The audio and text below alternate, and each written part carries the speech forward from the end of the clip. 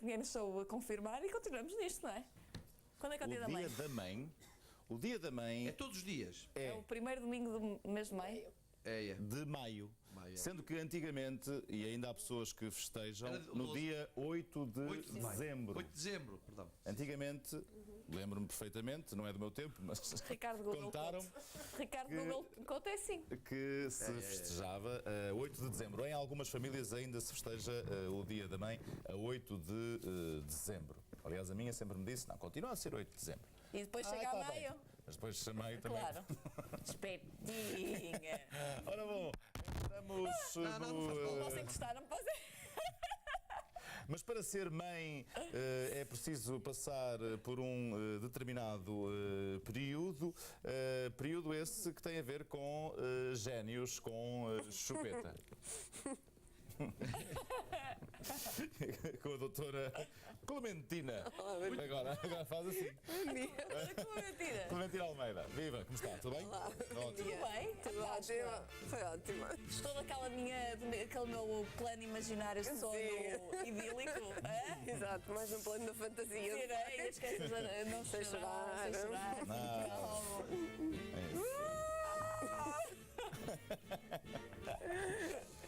Bem, Verdade. doutora Clementina, vamos então falar como algo que também é importante nos dias de hoje e que às vezes é difícil de conseguir. Os pais, há diferentes tipos de pais, é certo?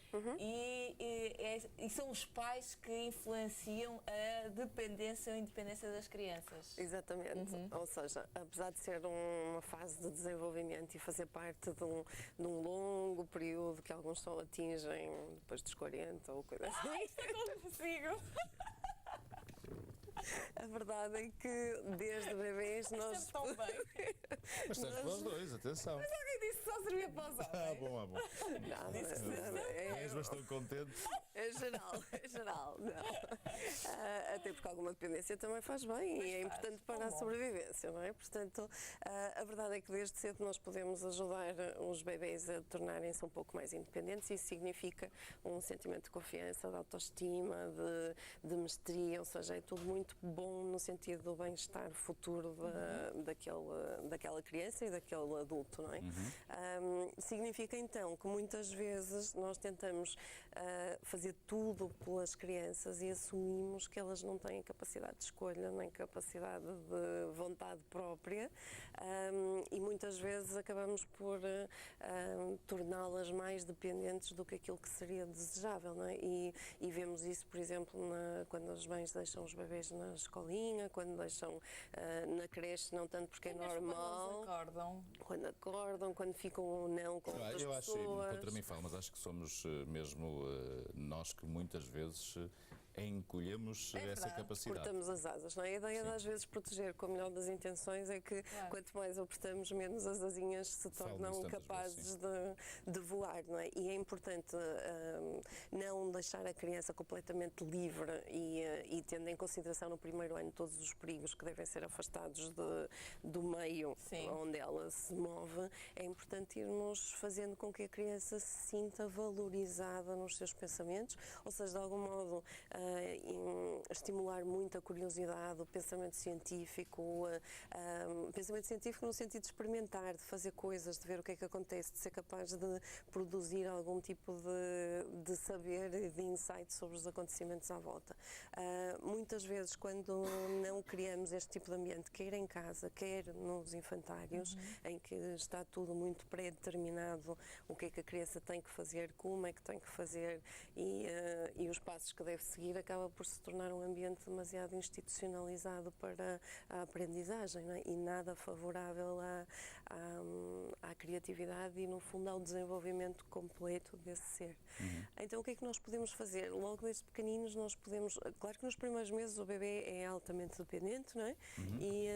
E portanto, está concentrado em controlar os seus impulsos, os seus reflexos e garantir a sua sobrevivência. Mas depois, a partir dos 4, 5 meses, o bebê começa a ter as primeiras noções de que está, que é um ser separado da mãe e, portanto, começa também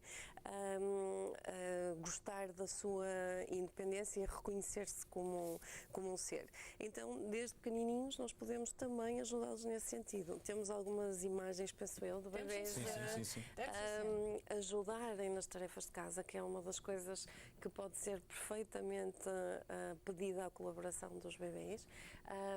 Temos bebês a poderem escolher aquilo que podem vestir, por exemplo. Olha, está a limpar temos as aqui plantas. um a limpar as plantas, este é um bebê de 2 anos.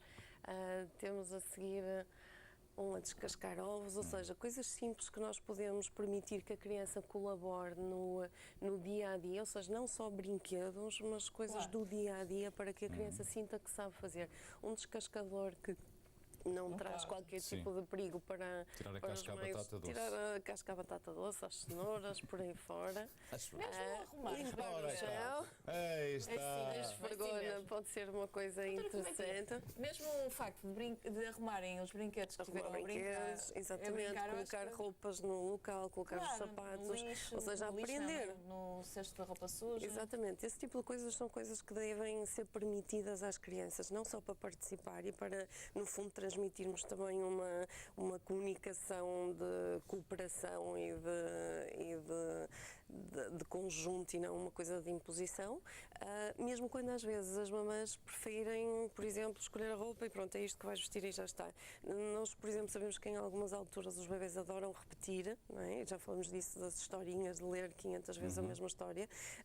Por muito que seja desagradável ele querer vestir o mesmo pijama durante 15 dias, ou querer usar sempre a mesma história para dormir, ou querer comer o mesmo alimento durante uma semana, isso é um bom sinal, ou seja, é um sinal que ele se está a sentir cada vez mais confiante nas escolhas que está a fazer e, portanto, deve ser reforçado, por muito que a nós nos pareça estranhíssimo. E mesmo que as combinações de roupa não sejam as ideais, é muito importante reforçar estas escolhas, porque são coisas que todos nós podemos lidar com isso, ou seja, se ele for arco-íris não tem problema nenhum, mas estamos a reforçar competências dos bebés muito importantes para o seu futuro. Nós vimos há pouco algumas fotografias, não sei se ficamos... Temos acho que não temos mais, parece que são aquelas, só dá alguns exemplos. Pensei que existiria algum vídeo também e por isso é que perguntei. Portanto, no dia a dia e na prática, o que devemos é tentar dar-lhes... Tentar. Eu reforço essa ideia. Podemos começar só aos 15 anos, não? A fazer isto. Podemos, depois temos algumas consequências. Porque depois o que acontece, Ricardo, é que muitas vezes as mamães chegam aos 5, 6, 7 anos, ele não se conseguiu vestir sozinho, não consegue tomar o pequeno almoço sozinho, e vamos a ver para trás o que é que está. Então, há algumas dificuldades neste deixar que às vezes haja sujidade, que as coisas não sejam feitas como os pais querem, mas que de algum modo vão permitir que mais tarde estas crianças sejam independentes. Isso é muito importante em termos de autoestima e de autoconfiança. Portanto, bem cedo devemos dar-lhes... Não significa desconectados, não significa que eles vão deixar de precisar da nossa ajuda continuadamente, mas que há uma margem em que nós podemos valorizar e reforçar todas estas incursões no meio ambiente. É no fundo aquela ideia que serve para tantas coisas, que é não vamos pescar para eles, vamos antes dar-lhes a cana e ensinar a pescar. Exatamente. Muito bem. Soutora, muitíssimo obrigado uma vez mais. Aproveitamos para falar do website forbabies.pt e atenção, de um blog novo, julgo. Não, é o mesmo, nós é que tivemos dificuldade e fizeram uma belíssima alteração, porque assim Génios com Chupeta. É muito mais fácil para quem nos acompanha.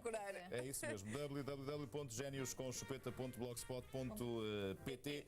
São algumas dicas. Entretanto, não se esqueça que a doutora Clementina Almeida coloca-se também à sua disposição para que possa aqui esclarecer alguma dúvida que tenha neste espaço Génios com Chupeta. Portanto, se quiser colocar alguma questão, se tiver alguma sugestão de um tema que queira ver e ouvir abordado aqui no programa Génios com Chupeta, é só utilizar o nosso número habitual, 760 300 620. Já sabe que ninguém vai atender nessa